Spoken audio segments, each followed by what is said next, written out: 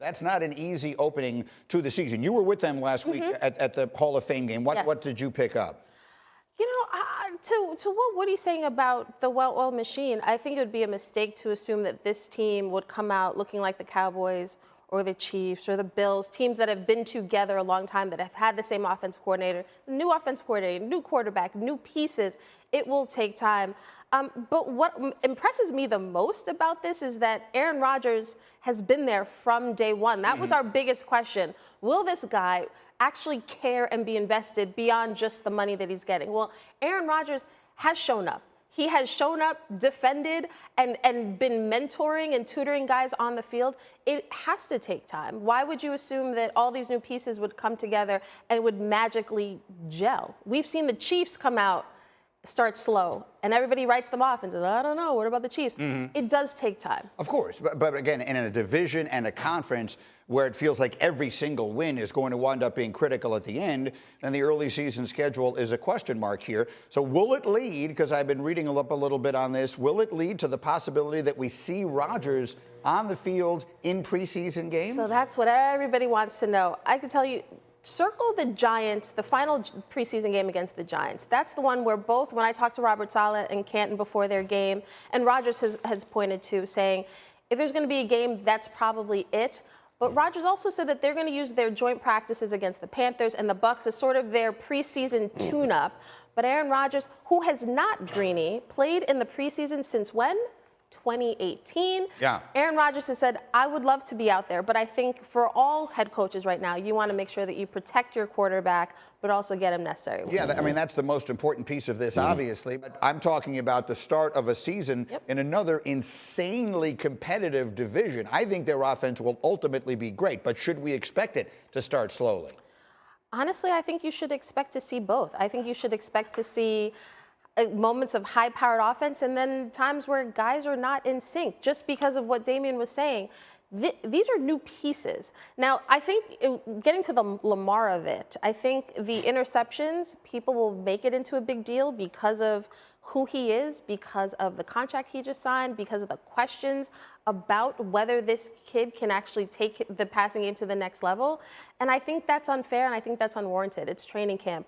With this offense, these are new pieces. You have a rookie who Zay Flowers, he's going to be that dude, but he's also a rookie. He has his own NFL learning curve. You've got OBJ, who's coming off of two knee surgeries. All these pieces have to come together with a new offensive coordinator. I think the Ravens will win that division, but I also think it's naive to think that from jump, it will be smooth sailing, because it can't be. Yeah, and the advantage they have, it seems to me, D. Wood, if you're looking at just the conversations we had about the Jets offense and this, if all else fails, Lamar Jackson can just take off and run and do it probably better than anybody else. You're not going to get that from Aaron Rodgers. Yeah, you hit it right on the head, Greeny. At the end of the day, Lamar Jackson is still one of the most electrifying athletes that we have in our league. So, and people thought that, with the new offensive coordinator, that all of a sudden, the athletic aspect of Lamar Jackson's game was going to be reduced. No, you still use that, but now you expand upon it with all those pieces on the outside of the wide receiver spot. So at the end of the day, the transition might be a little slower, but you still got Lamar Jackson out there that can run the football all over the field. So he's a pretty damn good weapon. I keep saying aggressive nature, but it's aggressive in the play calls with a greater purpose in it. And then you've got Dak, who likes this new offense, and he's got the new offensive coordinator, Brian Schottenheimer. He told Yahoo Sports he doesn't expect interceptions to be an issue this year. Quote, it's a storyline that I expect is not going to be a storyline this year. So that's a fascinating pair of thoughts. They seem to go in opposite directions. Kmart, again, just paying close attention to what people say. Aggressive play calls, not going to be a storyline this year. What do we take out of that? Well, I think hopefully we all thought that the interceptions would be a non-storyline this year, because before last year, the interceptions in Dak, he was always historically somebody who took care of the football. So I don't think, if you watch the Cowboys, I don't think anybody assumed Dak would repeat the amount of interceptions that he had last year.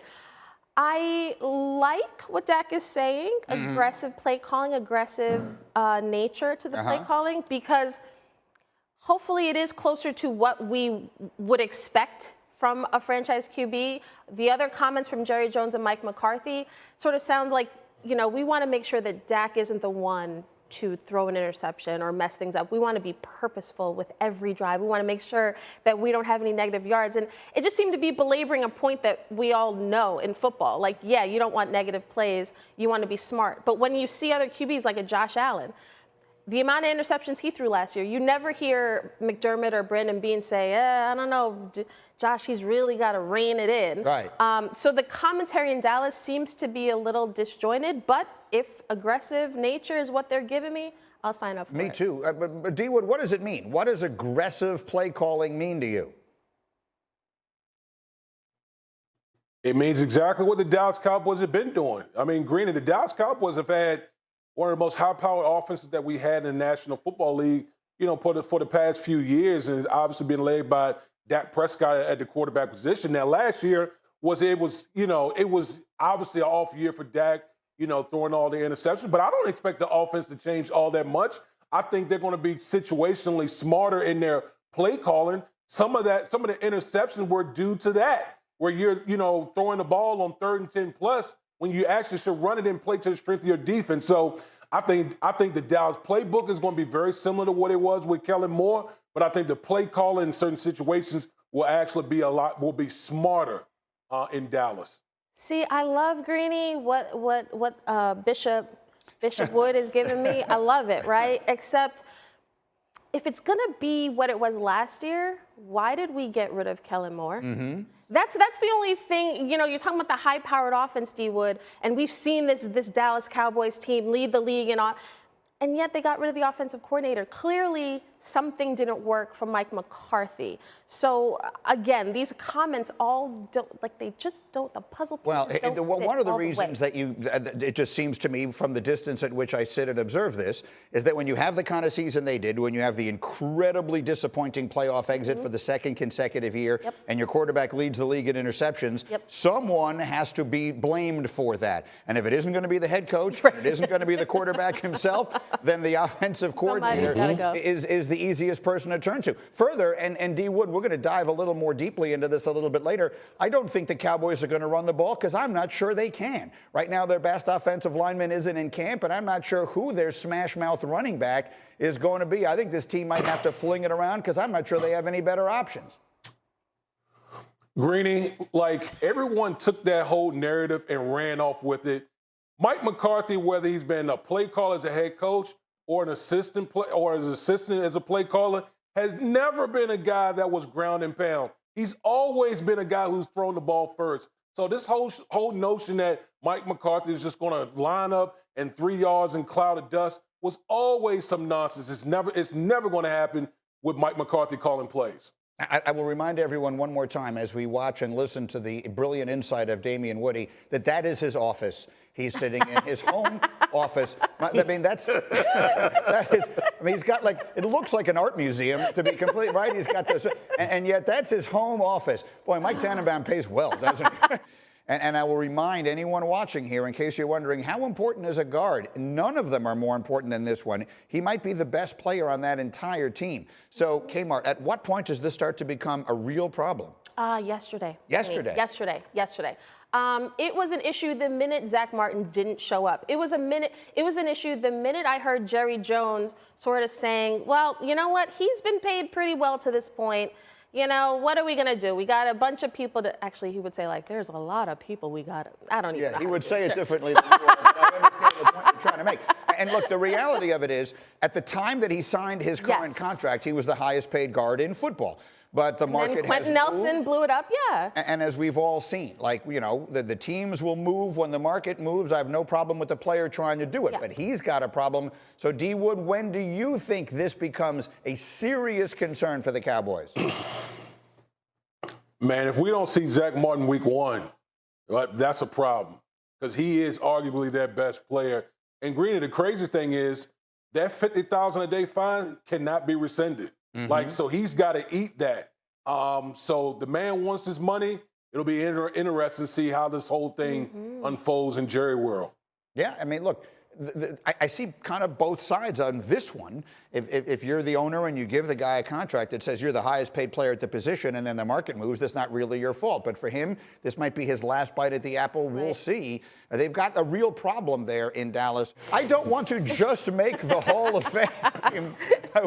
Just making the Hall of Fame, D. would be a disappointment for Micah Parsons. What do we think? Man, I love Micah Parsons, man, because he just speaks his mind. You can tell he loves the game of football. Yeah. And Greeny, let me tell you something.